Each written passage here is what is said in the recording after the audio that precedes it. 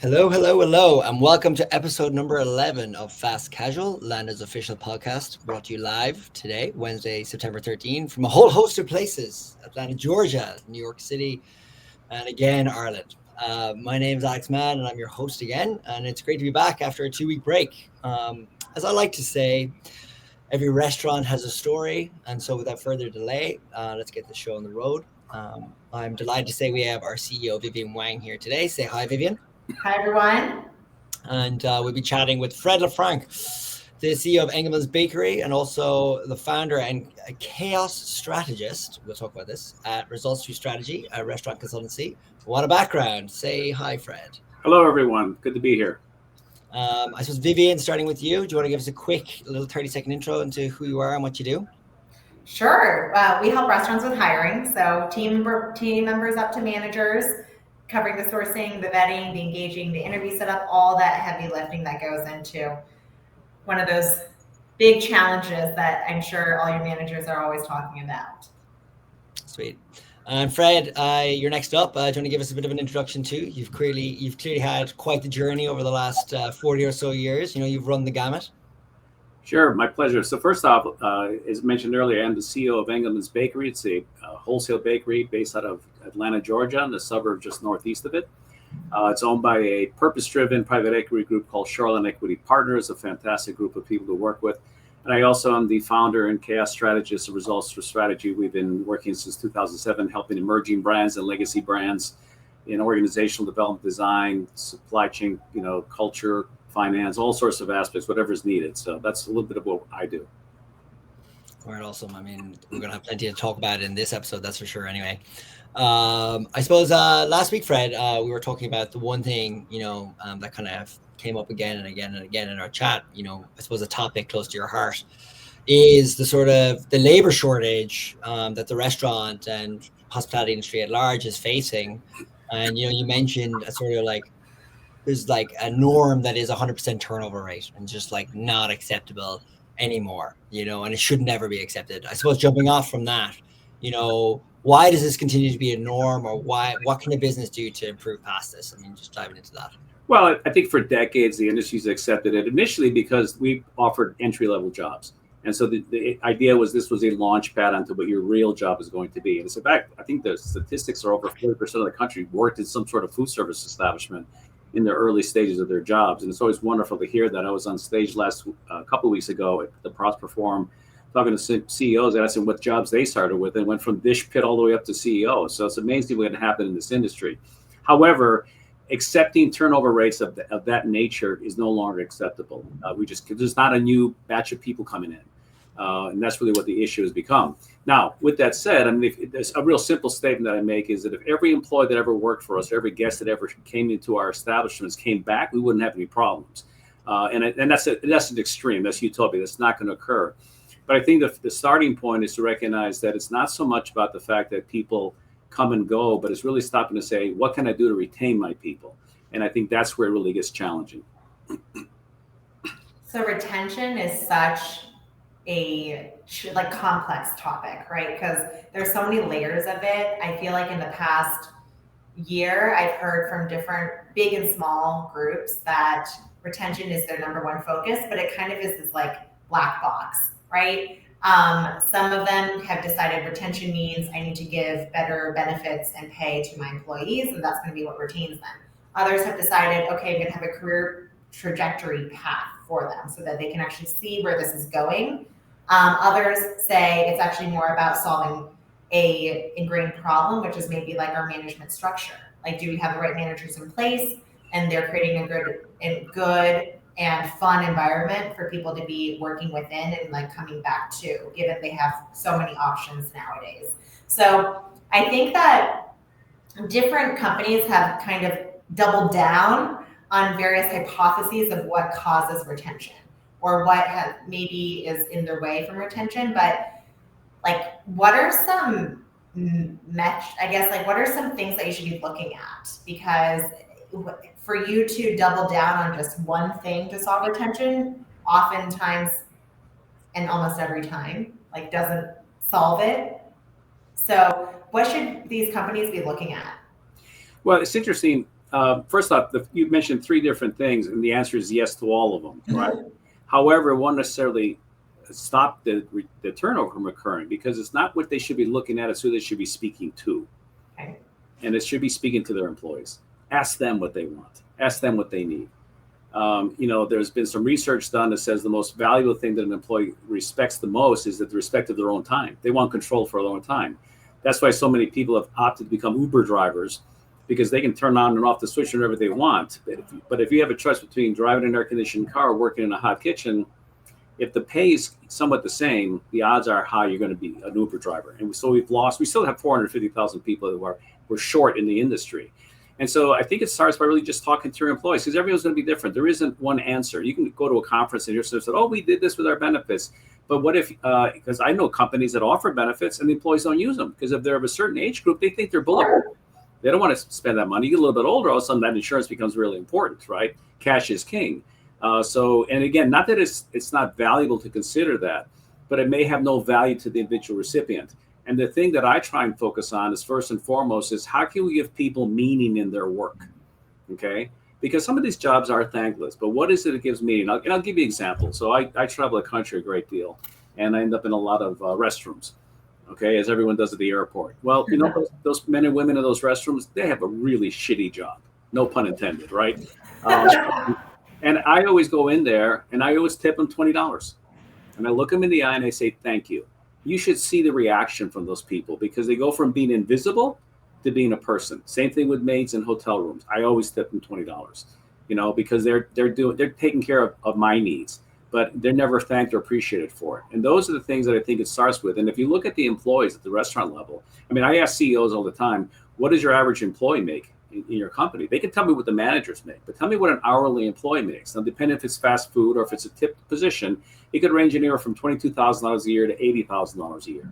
Okay. But then the question becomes, can you afford to live in your city on that kind of income and raise a family? Most importantly, especially as our restaurant jobs are now permanent jobs. They're no longer stepping stones. This is what I do for 40 or 50 years. Though a lot of people don't want to admit it, but they do. And that becomes a conundrum, and it's not, I'm not starting to say, oh, give everyone more money. I'm not saying that, but create an environment where people can feel rewarded and valued for their contribution, so that you can provide means and ways for them to feel valued, significant, and recognize that they're also making a contribution to the success of the business.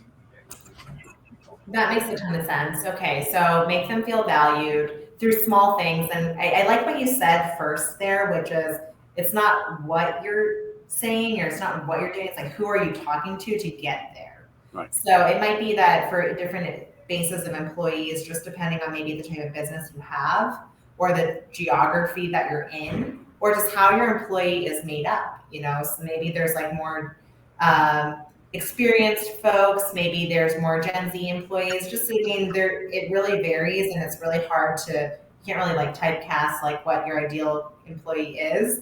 You might have a hypothesis about it, but that might evolve over time as the labor pool evolves. Right. So that makes sense. I think that a lot of the companies that we work with, they do try to talk to their employees. It's just a matter of like, how often, right? Is it just like, okay, I have this problem, let's react to it with an initiative? Or it has to be an ongoing thing. And if it is ongoing, like, what does that look like? Because of course, I think restaurants specifically, no one has not enough to do. You have to kind of build this in. So how do you think about like tactically like building this in? Well, I think there's a lot of different ways of doing it, but at the end of the day, you get down to what's the building block of a company. It's going to be that individual local restaurant, right? And it's going to come down to the managers on duty, those employees on the shift. So the dialogue has to start there. And if I've worked in restaurants for a long time, and I remember, if I came in, I knew a certain manager was on duty, I knew it was going to be a tough shift.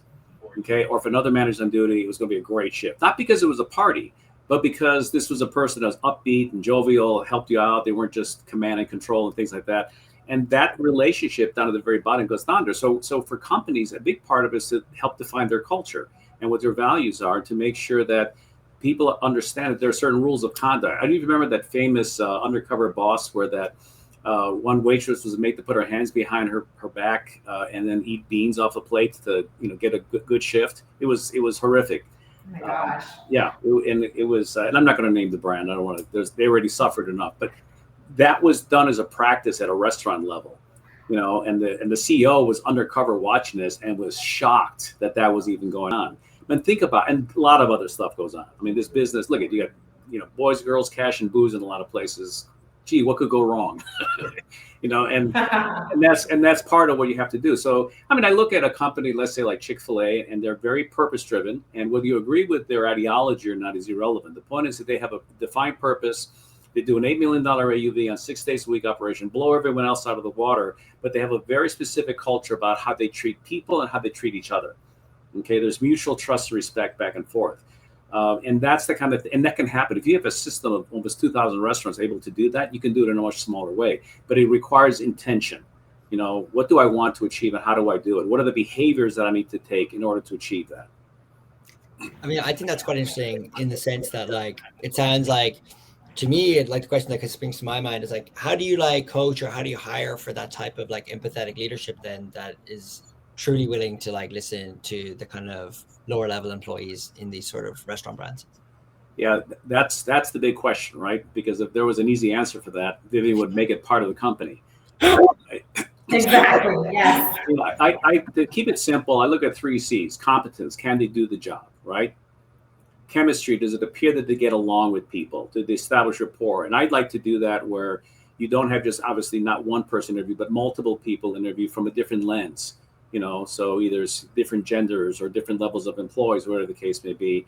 And then the last one is character. That's the most difficult thing to determine in interviews: character. Character is revealed upon pressure. You put a person under stress, they will reveal their true nature. Okay. It's difficult to do in an interview. They're nervous to begin with, so a little bit of stress, but not the same kind of stress as a really bad shift or a bad day in the office. And so therefore, reference checks become really, really important. It's also asking them to tell you some stories about people.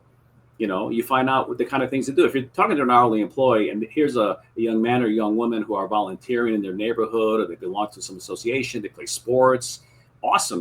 They now know they have to get along with other people and they're also volunteering. And why is that important? Because I want to give, I want to help, I want to do whatever.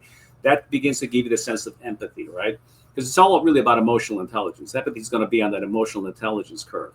In a manager, it's about having described their greatest failure. Tell me sometime when you failed miserably and how did that feel? And see if they're willing to be vulnerable. It's that classic, like, tell me your weakness. Oh, I work too hard. That's not a weakness. That's arrogant. Right. Yes. And so I think it's about learning to ask the kind of behavioral questions that'll help you reveal that person a little bit more. What was the best thing you ever learned from your mother and father growing up? Okay. What were the lessons learned? And then you find out they didn't. My grandmother raised me because my mother was a drug addict. Then you hear a story. Now you start getting a sense of what that person's gone through and what they had to overcome in their life. And that's how you start. It's really, I always say an interview should be a conversation, not an interview. No, for sure. There's a little bit of a dialogue established. So the person doing the interview and has as much need for empathy as the candidate does as well.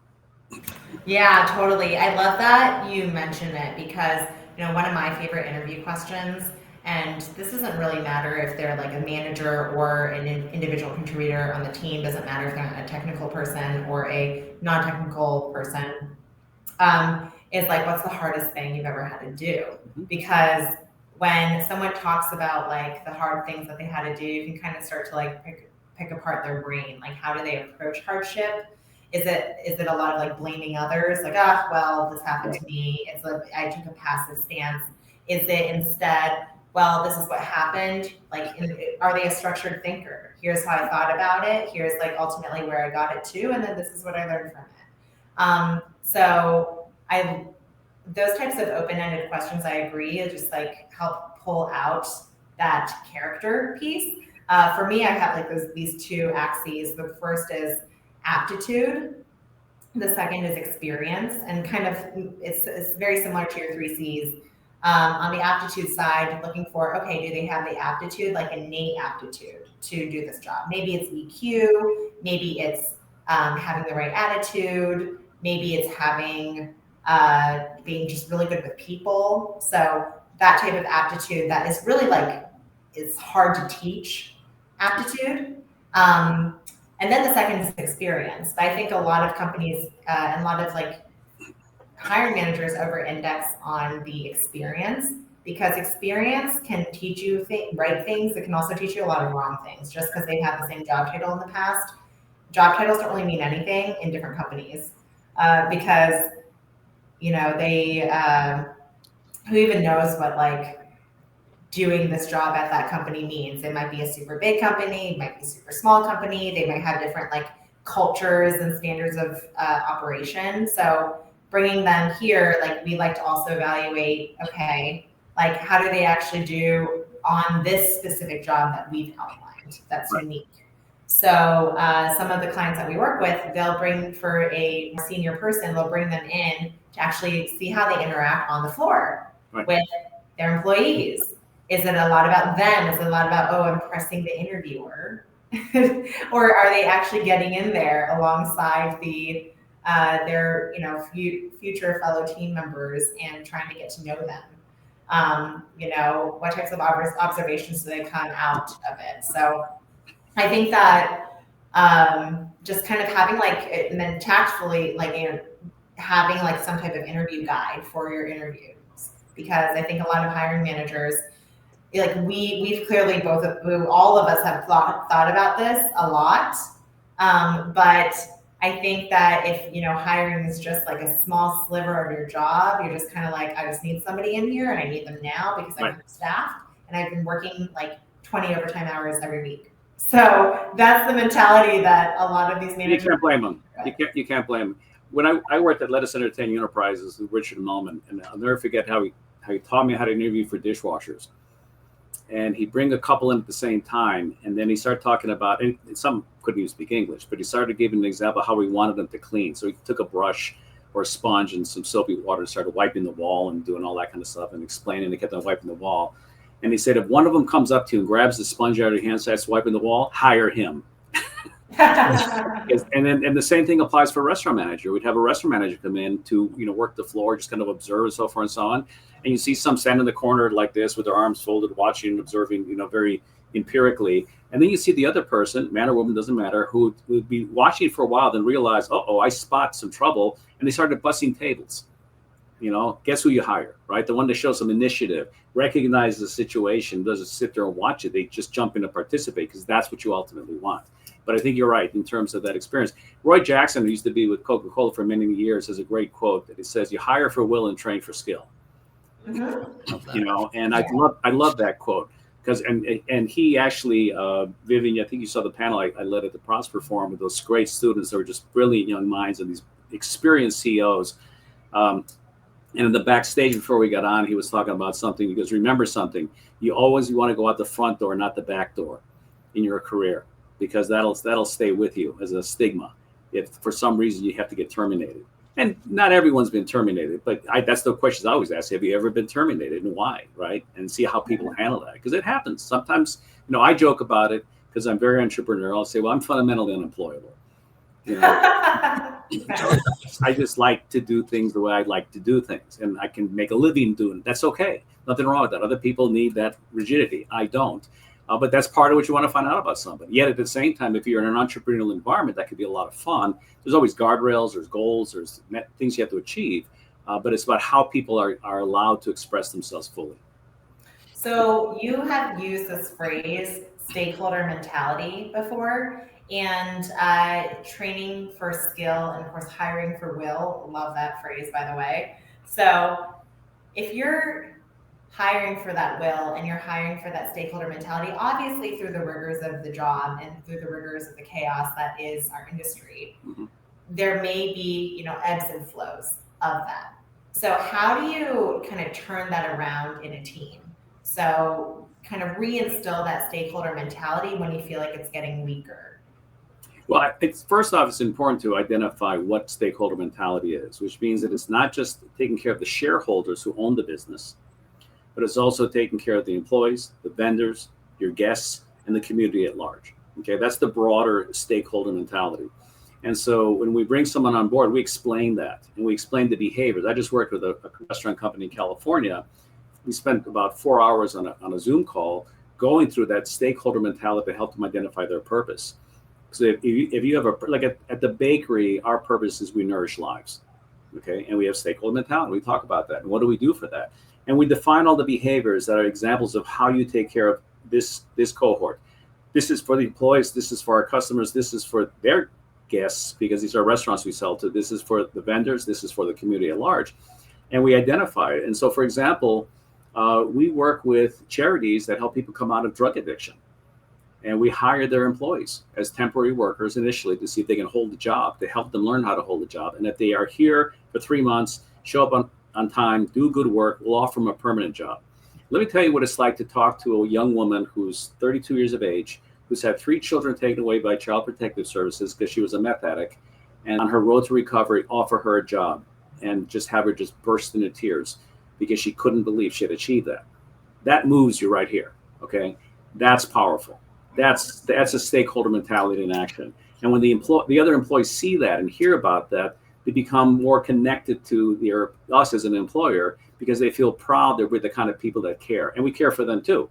You know, we build them break areas, we do raffles, we do cookouts. So it's all those behaviors that you have to define and practice with sincerity to do that. So that broader stakeholder mentality means that everybody wins. And when everybody wins, we win more. That's really what you're trying to do. It's not meant to be altruistic. You have to make money. Stephen Covey always said, no profit, no margin, no mission, right? You have to have that money in order to do the things you want to do that are good in the world. Well, I was going to say on that exact topic, and I'm glad you said that, because I didn't want to ruin the kind of moment that we were having there with but let's get down to brass tacks and let's get down to money. But I think on that, what you're just saying there is how do you think about applying sort of these kinds of programs and real intense sort of stakeholder mentality across the organization, and then trying to calculate an ROI against it, for example? Say businesses that don't have that at all, how would they even go about figuring out how to calculate an ROI for it? Well, I think your financial measure is your financial measure. It's going to have revenue, you're going to have costs, you're going to have profits, right? That's what's going to exist there. And part of the idea is that this isn't about a kumbaya, let's sing songs moments. That's not what it's about. It's about hard work. Working in restaurants is hard work. What they do is simple, but doing it is hard. And you got to do it like a ballet. It's all got to be coordinated. And we're short-staffed and we're rushed. But again, I go back to Chick-fil-A. They're doing $8 million per location. They've got staffing challenges, but you know what? People don't want to leave there. They want to work there. Why? Because they feel that they're the best, because they're treated as if they're part of the best. I remember when I was asking those students on stage, what do you want out of a company? Oh my God, they wanted all sorts of opportunities. They wanted to be networking with executives. They wanted to get an idea what their career path is. All good things, which I know when I got in the industry, no one did that for me, but that's okay. We got to evolve. We got to change. It's a different audience now. They want to have, that's why people are now buying products with purpose. So they want to make sure that they're no longer sort of just giving money to the wrong person, right? They want to get money to good things. I was just with someone yesterday that didn't realize that CVS gave up $2 billion in tobacco sales about 5 years ago. They said, we are a health company. We are not going to carry tobacco products because tobacco kills. And so they gave up $2 billion. I'm sure Walgreens was cheering because all that business would go to them.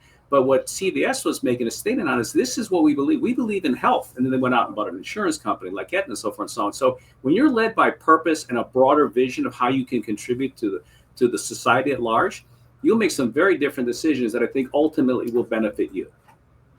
Oh, that's very interesting.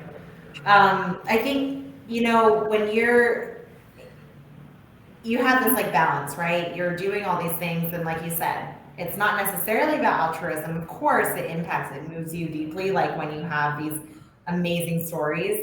But at the end of the day, you have to make sure that you're running a business, because only if you keep the business running can you continue to employ all these amazing people and to continue doing the work that you're trying to do. So when you're thinking about actually setting your purpose, I think that it's hard, purpose oftentimes can be so amorphous, and it's really hard to really because setting your purpose is more about, kind of in the CVS example, is about saying what is not your purpose and highlighting that, but then setting your purpose, and then kind of once you set it, you really have to commit to it, because you're communicating it to everybody on the team, and it can't really be changing all the time, right? So it confuses people. So when you're setting that purpose, how should people think about it, right? Like some companies are at the very beginning. That's probably the easiest time to set the purpose. You can set your values. You haven't really hired anyone yet, or maybe very few people. Everyone is aligned. Great, you're off to the races. I think a lot of companies they've actually focused more on execution, less so on setting this purpose and setting this mentality, instead of just like, let's just serve food. Let's just serve guests. Let's hire people. It's very execution oriented. So at that point, setting your purpose might be more challenging because you have all these people, you've been operating a certain way for quite some time. Now you're saying, hey guys, hold up, we're going to be going back to this. So for folks who are in that second camp, like how should they go about actually deciding what that purpose is? Yeah, by the way, it's a tough exploration, having done it with many companies, because you first start looking at the behaviors. What are they doing that you can see is contributing to the good of others? And it's easy to identify that. And so I would call this sort of, you and I are skirting around the concepts of conscious capitalism. But I meet a lot of people, especially in the industry, who are unconscious capitalists. They are doing good things. They just haven't put the whole thing together to understand it. Like they haven't defined the behaviors. Or I had one CEO who said to me, I was raised by my father in the business who taught me that vendors are thieves. And now hearing what I'm hearing from you, Fred, I recognize my vendors are my partners. And if I treat them as such, they won't steal from me. And therefore, he now asks his vendors, what's their purpose? What are their values? What's their code of conduct? To find out more about that, to do, like, birds of a feather. Let's have people with purpose working with people with purpose. So it becomes a broader community. And so it allows a different kind of dialogues. There is no easy time, by the way, to define your purpose. It's not any easier when you first start off as it is when you've been in business for 10 years. Because at each stage, there's a lot of ignorance to what could be at the very beginning. Or you might look at it and realize, wow, maybe what we've been doing has been wrong all the time. Okay, I'll give you a good example. Okay, big things become waste. Food waste is a big issue, right? Composting, so you got Sweet Greens that started with that from the very beginning. Other people never even considered it. And then they look with a new lens and go, oh my God, we are throwing away all sorts of food. We have bad weight. And that realization is a big awakening for them to go, man, what have I been doing wrong? Now that to me is a beautiful moment where you finally have a realization that you could be better and do better. It doesn't mean that you intentionally weren't. You just were unconscious about it. And now you become aware of that. And sometimes that comes as a result of seeking what your purpose is. So you said something earlier, Vivian, which I encourage people to do, is come up with 10 things you never would do, and then come up with 10 things that you would always do. And it's easier sometimes to define yourself by what you're not than by what you are. It's kind of like when Leonardo da Vinci carved the David, and someone said, how did you come up with it? He said, I just took everything that didn't belong away. Yes. To reveal what was there. So that process I find very, very powerful, because once people begin to understand what they would never do, the flip side of that coin is the positive, what they would always do. Well, if that isn't a very nice little takeaway, I think, for the entire audience, I don't know what is. I think the conscious capitalist, it's something that I've never even myself, I think I must be an unconscious capitalist, I think, or very much a positively unconscious capitalist, where I've never thought about it in this sort of context before. But I guess, Fred, like, it seems we're almost up in time here. We've covered a lot of ground here in the last 30 minutes, a range of topics. If there was a key takeaway from this, like, what would be something that you'd wish everyone who listened to this, like, if they heard you, what would you implore them to take away? I think helping people find meaning in their work, so that the drudgery of what they do is not their focus, but the value that they create is. And I think your organization can help them do that, because you align with a culture, you make sure that you speak in their language, and you can force them to begin to define things that they never had to define before. And I think that'll help them a great deal. Awesome. Vivian, any last words for yourself? I just really love some of those one-liners, right? You have the hire for will, train for skill. I know that was not necessarily ours, but we're going to adopt it. You absolutely. Roy Jackson, that's the given full not mine. Yes. Vivian lives that one in me. Over to him. And I really, kind of setting that purpose, I think it's really easy just to just be barreling ahead, barrel ahead, new openings, improve turnover, put LTOs out there, all these things But if you don't have that purpose that like keeps it cohesive, then you're probably going to achieve those things, but in the long term, it's going to be at a cost. And not sustainable. That's not sustainable. Yes. So I think that Fred, you made a really good point. Actually, earlier on, it could also be challenging. You don't have as much data. Later on, you feel like there's no good time. So really, the best time is just now to sit down and like really think about it. But I really enjoyed the conversation today, Fred. I think that we certainly covered a ton of ground, but all super important topics. All right. It was very delightful to spend the time with both of you. Thank you so much.